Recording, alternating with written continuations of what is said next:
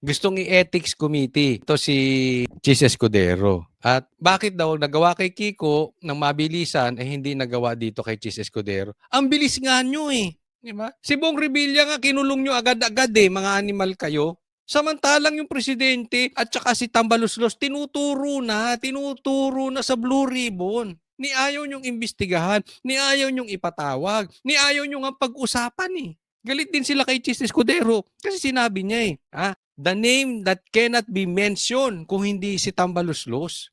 Alam naman nating lahat. This is public knowledge. Luzon, Visayas, Mindanao, alam natin involved si Tambaluslos Diba? Tapos nagmamadali kayo. You are talking about ethics dito? Sino ba yung abogado na yan? Ba't hindi mo ipa-ethics?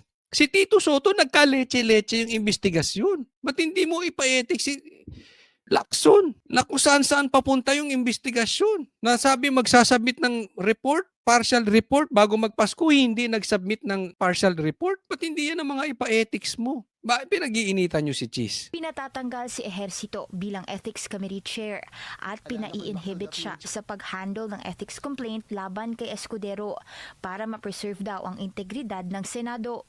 Sagot ni Ejercito, Gago! Para ma-preserve ang integrity ng Senado. Alam nyo kung sinong nakakababoy sa Senado? Yung Blue Ribbon. Tingnan nyo kung paano, kababuyan. Diyan po, baboy na baboy ang Senado. Hindi yung ginawa ni Chis. Kasi yung ginawa ni Chis, yun din ang desisyon ng Supreme Court, naaalala nyo?